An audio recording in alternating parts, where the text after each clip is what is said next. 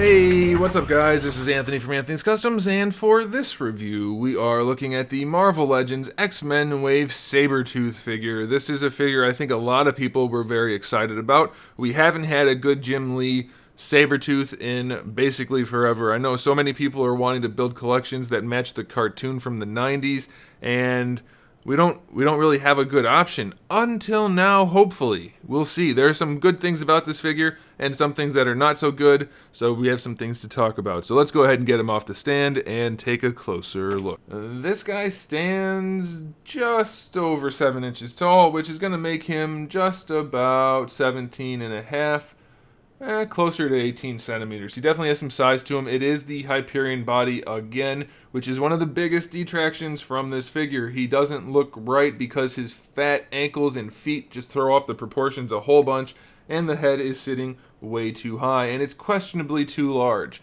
Sabretooth is supposed to be kind of a humongous monster of a person. You can't have a head that big on a body this size without it making the proportions look weird. It just looks weird. It's a fact that people with big bodies and smaller heads look more intimidating than people with big bodies and giant heads. Like, it's just weird looking. Also, it sits too high. That's a detraction. Also, his eyes are too wide. I actually don't mind that. I know a lot of people complained about it. Since it's Sabretooth, I think I can live with it. But it certainly isn't the Sabretooth I want it to be.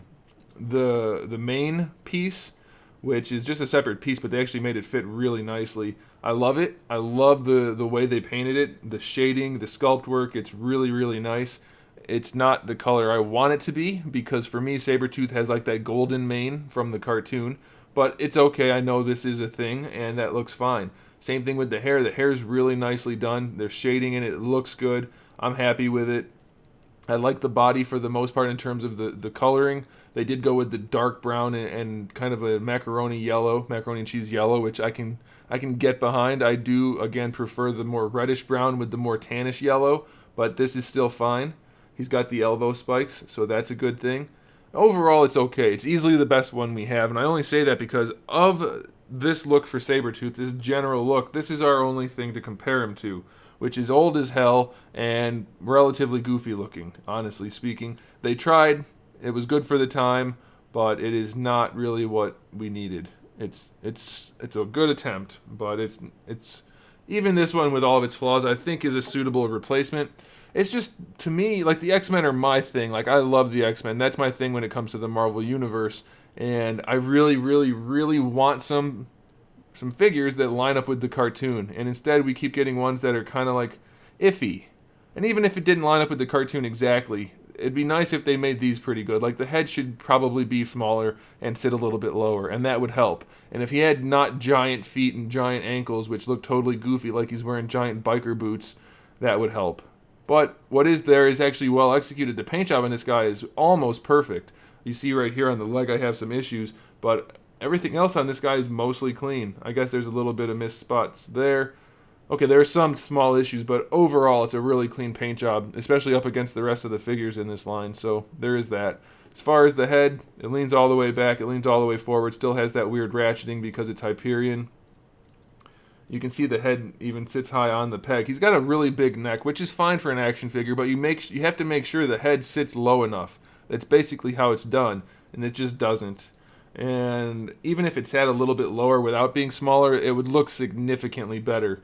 But it would look better if it was smaller too. The shoulders, we know, work just fine on Hyperion, even though they're too far forward. Swivel's fine, double jointed elbow's fine. Little bendy elbow pad. We have a swivel for the wrist and a hinge. Leans all the way back. Paint job doesn't continue all the way. Leans all the way forward. Paint job does continue, so that's pretty good. You're probably going to have him leaning forward at least a little bit anyway to hide those shoulders leaning so far forward. Waist twist is fine. Hips go all the way forward, all the way out to the side, not so far going back.